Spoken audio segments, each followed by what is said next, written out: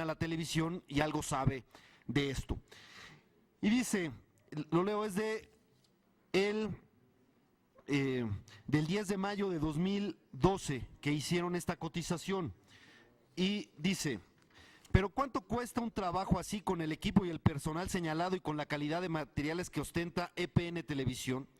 ¿Cuánto cuesta hacer este trabajo durante 90 días de campaña? Milenio Diario solicitó una cotización pormenorizada a una casa productora, la cual aceptó hacerlo siempre y cuando no se diera ni su nombre ni el de sus dueños y socios. No es la más grande de México, tampoco la más modesta.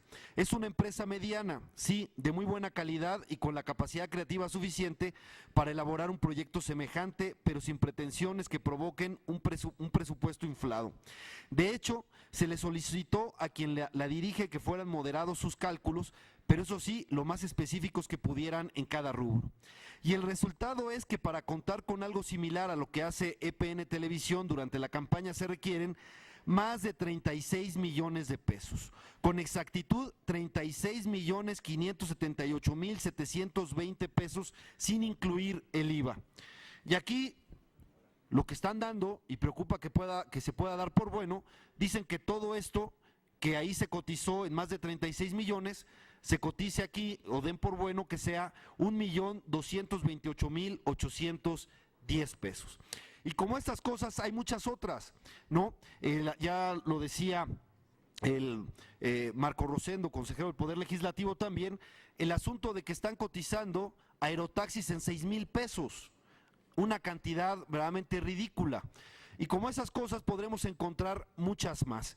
Y lo que simplemente quiero decir es que no vaya a ser que esto sea un presagio de lo que nos encontremos. Y entonces nos encontremos y digamos a los mexicanos que el mundo está al revés, que a pesar de que la percepción de toda de la sociedad, de la opinión pública era verdaderamente abrumadora la ventaja en la propaganda de Enrique Peña Nieto y se veía hasta en la sopa y por supuesto que tenía una relación de espectaculares mucho mayor que cualquier otro candidato y era evidente, nos digan que no, que estábamos soñando, que al revés, que ese fue el candidato que menos gastó. Y entonces estemos en un mundo fantasioso. Y digamos a los mexicanos, su percepción es equivocada y la percepción de todos es equivocada cuando hay este tipo de cosas. Claro, si tienen aerotaxis en 6,000 pesos y si cotizan lo que cotiza una empresa de 36 millones en 1,200,000 y la entidad y la unidad de fiscalización lo da por bueno, pues seguramente sí va a ser el candidato más austero de todos los tiempos,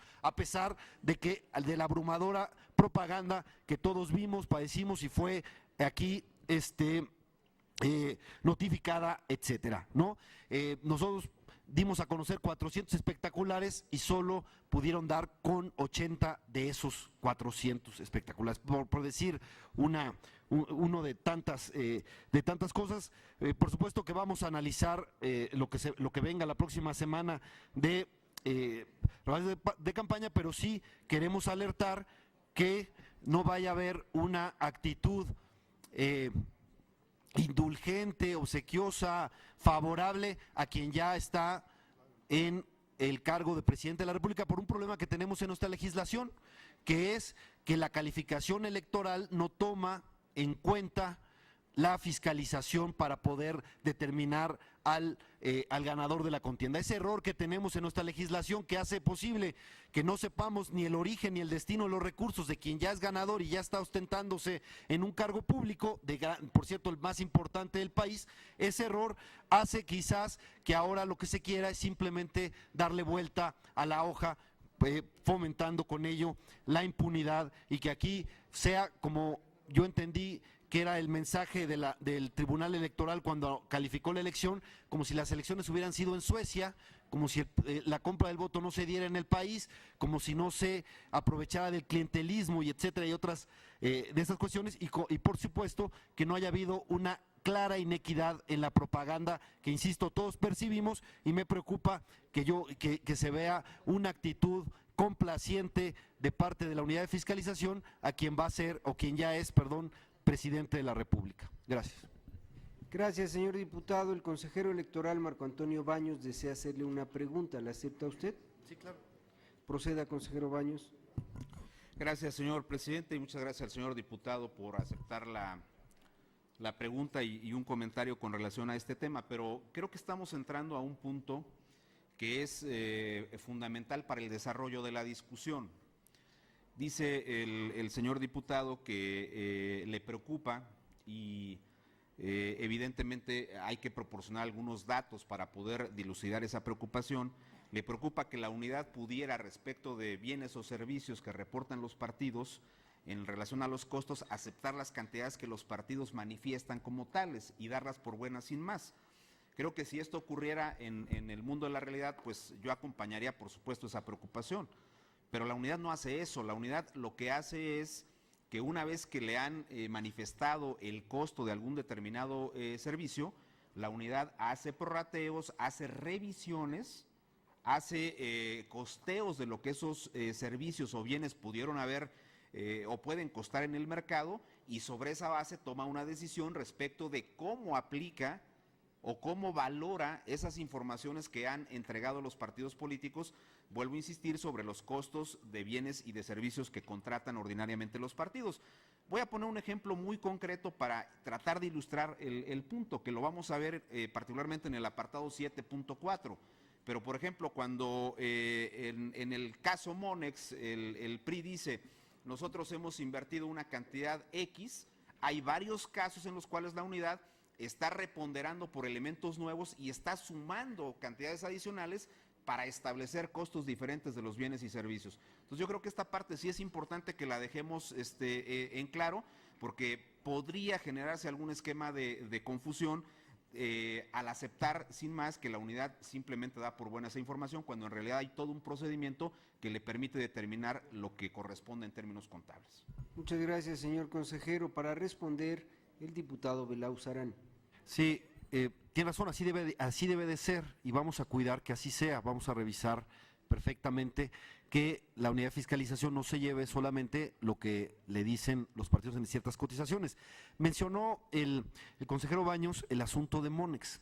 Ese lo vamos a resolver en el punto 7.4, y ahí vamos a demostrar que si en algún punto ha sido, digamos,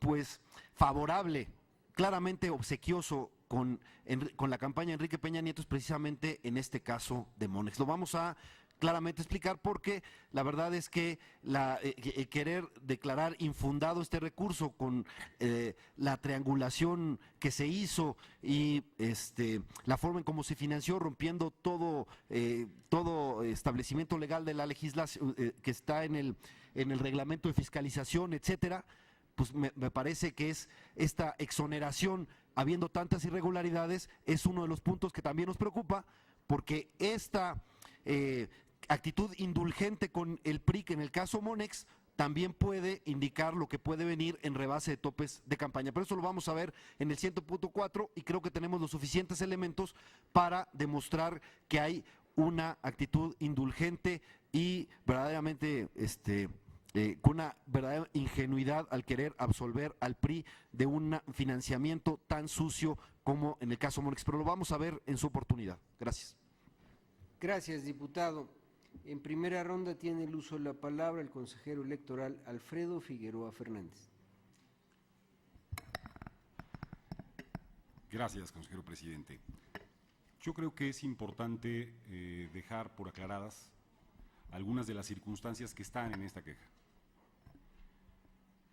Se ha manifestado que tenemos o que se acredita el dicho de un partido cuando viene y manifiesta ese partido que ha gastado un conjunto de recursos en una determinada y específica función.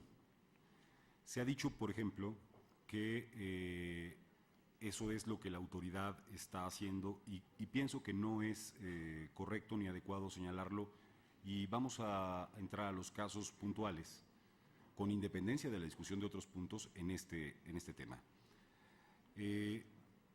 La denuncia que se presenta, por cierto, con relación al caso de los taxis aéreos que pueden estar pues muy bien empleados entre entidades del país, o entre un aeropuerto y una colonia de la Ciudad de México, o entre un aeropuerto y otro. al ser presentados en términos de facturas, y esto es importante decirlo, no es un dicho sino una factura la que ampara, por ejemplo, esa denuncia, es sometido a un análisis, como se ha dicho aquí, del mercado, en términos de si es posible, acreditable, que esa factura corresponda a lo narrado en términos estrictos.